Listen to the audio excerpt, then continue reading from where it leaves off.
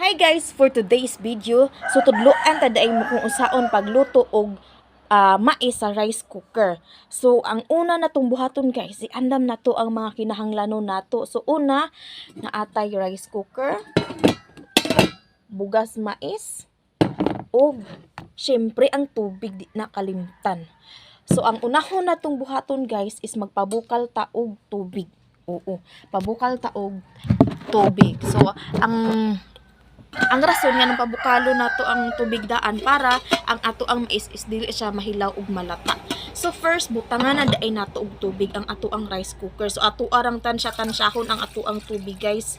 Ana kay bright man tagmat, so tansya-tansyahon lang nato, magkamatahon lang nato. Susunod ato ay ning trapuhan ang ato ang rice cooker para dili dali madaot ang ato ang rice cooker guys. Ana. So kani siya guys, atuan na ni siyang butang sa rice cooker. Tauban ko ninyo na hulatan lang daay nato ni siya og kuan pila ka minuto guys na ang rice cooker. Pila lang ni siya ka minuto guys, mo kuan na ni siya, mo bukal ra ni, dali ra ni siya kay rice cooker.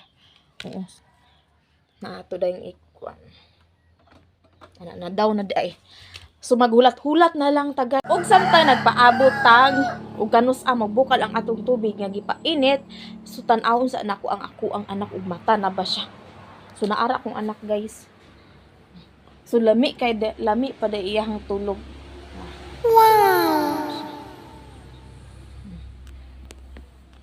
So gipasilip lang nako kadali sa inyo ang ako ang anak kay basig matingala mo, basig daghag mangutana og dalagap ko na naday koy anak. Maura to. Karon guys, ato anong susihon ang ato ang gipabukal nga inini tubig kay para pagbukal nato nang lunod ang ato ang bugas mais guys. So, tara, ato nang tan-awon kung bukal na ba siya. Wow. Bukal naman gid siya guys. So ang ato nang ilunod ang ato ang bugas mais. Pagkahuman og mix hatong bugas guys no, so ato apod nang imikos-mikos, imix pod nato na ug nakita nato nga daghag ng lutaw, so ato nang panghuaon ng lutaw guys. Ika na siya, spark pod na siya sa mais, kumbaga kuan na siya. Kay ang mais manggod is dili na siya makilisan, so mo nang daghan siya hugaw-hugaw inyo makita, pero panghuaon ta na human og kuha na guys is mikos-mikos nato nagbalik, tapos hulat na lang tataod-taod kay para maluto guys. Kay ato namang gitaklo ba no, so gamay na lang gid itong paaboton nato nga oras guys, mo kuha na to, haunon nato og para makakaon na po dayon ta. So sayon na kayo ang tips guys no. So nakayo unsaon pagluto og mais. So kani siya guys, dili ni siya sa kani nga video gibuhat ko ni para sa katuma beginner bitaw, sa kanang dili bitaw kabalo magluto og mais. Ilang naandan nga mais is mura ra gyapon bugas pagkaluto, ilang kilisan, sukdon. So kani guys, lahi ni siya nga pagkaluto. Ingon ani gid ang traditional nga pagluto og mais guys. Kinahanglan gyud magpainit gyud ka una og tubig kay para lami ang resulta sa imong mais nga nilutuan. So tan-awa to kung tan-aw na to tong giluto nako niya guys, di ba? Lami kay to siya tan-awon guys. Og kabalo ba mo nga mas healthy ang mais? Kay list na siya mga chemical nga gipang abono. Something maingon ana kay di man ta farmers, di ta maka-explain. So taud-taud guys, sulati lang ninyo kay pakita nako sa inyo kung unsa na kung luto na ang ato ang mais.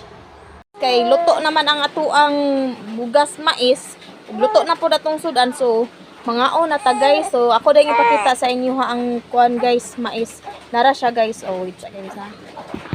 Naku, na bata, nag-cry.